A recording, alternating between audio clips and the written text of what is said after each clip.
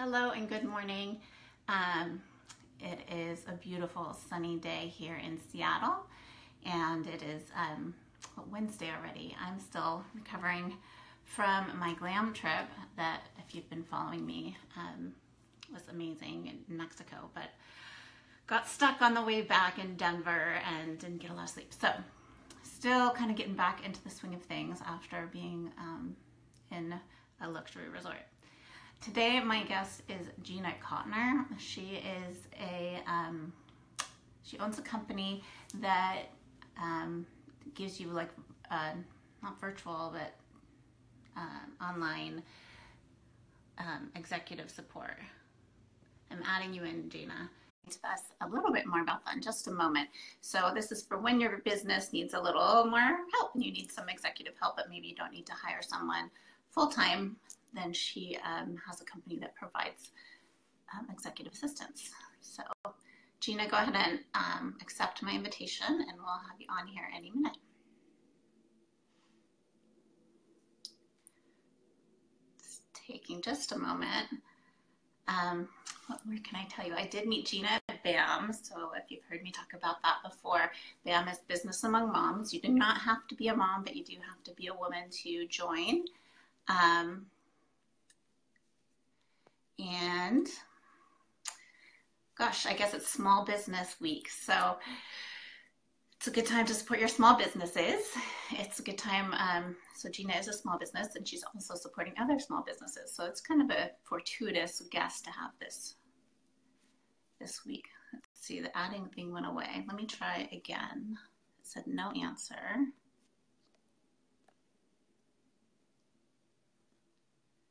We're trying again, Gina.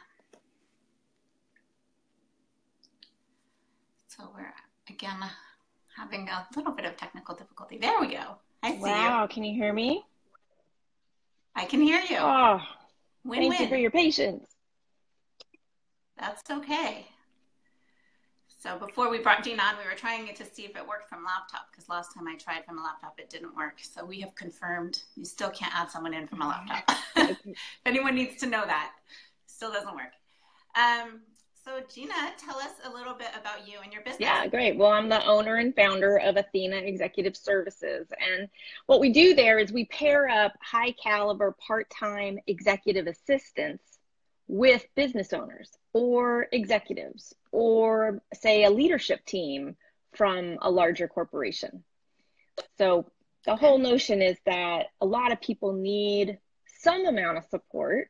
Maybe not 40 hours a week, maybe not even 20 hours a week, but they need somebody who is what I call, and I don't mean to make this sound weird, but I just call it high caliber. It's a high caliber support person, like you would expect outside the office of a downtown high rise of the CEO, CMO, CTO. And somebody needs that caliber of support for maybe 10 hours a week. And that's what we do. Yeah. And that's what we do. So I personally and my senior most contractors recruit, train, vet, and bring on board this caliber of people. And then we pair them up with really busy people who need to get off their plate the things that really are not the best use of their time. Either they hate doing them, they don't like doing them, they're not good at doing them. That's the kind of stuff we take on. Yeah. Yeah, because as a small business owner or even an exec or whatever, you're much more efficient with your time if you're not doing the things that you don't like or are not good at, because you'll put them off or you'll just not be efficient and good at getting it done. And you can focus on the stuff that you are good at. And it's not the best use of you as a resource. You're a unique resource, and there's certain things that the business needs you for. Like, you must do those things. Nobody else in the business can do it. And when you spend your day doing the things that you're most needed for, I find I end the day, I'm happy. I'm like, great, I got used for a great purpose. You know, I wasn't on hold with L&I for an hour, or I wasn't, ordering checks, or I don't know, filling out forms, or things that you just get bogged down with and they're just not the best use of your time. Can you do them? Sure. But at the end of the day, it's like, oh, what did I do today? Yeah, understood. I need that for my other job as a stay-at-home mom. Yeah. Yeah. I need them to go pick up my house and stay online with paying bills and getting things straightened out. That's what I need. I need a Exactly. stay-at-home mom. Yeah, it's really just kind of bad to say, but my mom used to say, I need a wife, right? Growing up, Yeah. because that's what that was growing up. But it's funny that you say that, because I do have this exploration process that people go through with me to figure out, is this what you need? Or do you need something like this, but not what I offer? Like what you're talking about is Right. a personal assistant. So as opposed to an executive assistant. So we might go through a bit of an exploration process. I give people a questionnaire, and then I go over their questionnaire with them. And I might say, you know what, you need a bookkeeper. Or, you know what, you just should hire somebody for 1 hour a week to do your social media posting. Or you need a personal assistant. You need somebody to pick up your dry cleaning, bring the groceries, start dinner, return stuff to Macy's. Yes. And, I often have referrals for all of that, but it's fun because they're all things that fulfill on the same purpose, which is getting you out from under the stuff that is just not the best use of you. Right. So, what did you do before? Or let me back up and say, how long have you been doing this? And then what did you do before? And sort of how did you get into owning this business? Yeah. So Athena as a business has been incorporated for over 2 years now. And then before this, what I did was this. I was the high caliber EA for CEOs. And it's how it is, right? One thing leads to the next, and all of a sudden you're like, wow, I'm owning this business. So the short story is, I was an EA, an executive assistant for a CEO. And the CEO decided to take the company virtual, meaning everybody would just work from home. And I thought, well, that's great. I don't need to commute across the lake or, do whatever. So we all worked from home, and it was a recruiting firm.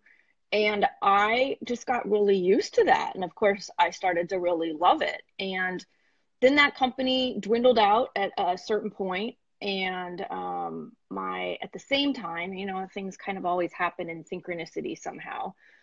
My father was passing, and I took the opportunity and just said to the CEO, I said, you know what, rather than just cutting me back and back and back, why don't we just say goodbye and, be glad for the time that we had together. I'm going to go spend the last chapter of my father's life with him, and then we'll see what we do next. So I went and spent the last chapter of my father's life with him down in California, and that was really sacred and special to get to do that. And then I had time, gave myself some time to just grieve and feel however I felt and be however I wanted to be. And then 3 or 4 months later, I thought, okay, well, it's time for me to find another CEO.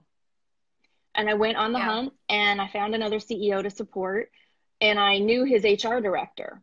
And so she helped me get there, and I got in there. And then after about a month with him, she said, pretty soon I'm going to need you.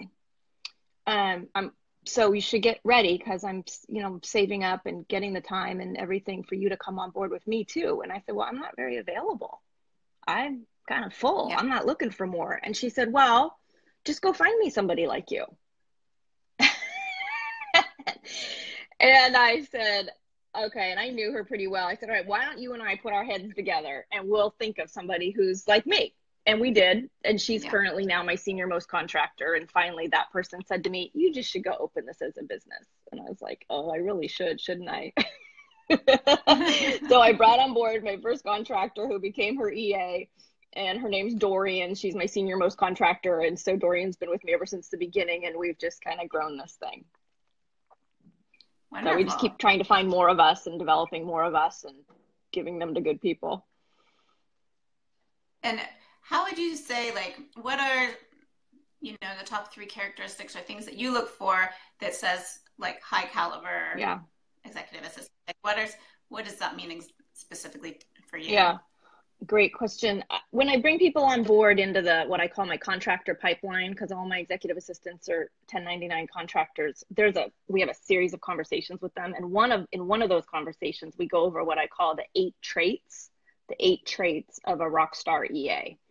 And I've developed 8 different distinctions of okay, here's what makes somebody really strong. Now, not everybody comes in with all those 8, and we just end up developing them in those 8 along the way. And I still, even all of the crew that I already have and the team I already have, we're always developing ourselves in those. So I'm not going to share all those with you, but I'll say, you know, somebody is a high caliber executive assistant if they can see themselves and they can operate in a way where they are shoulder to shoulder with the executive.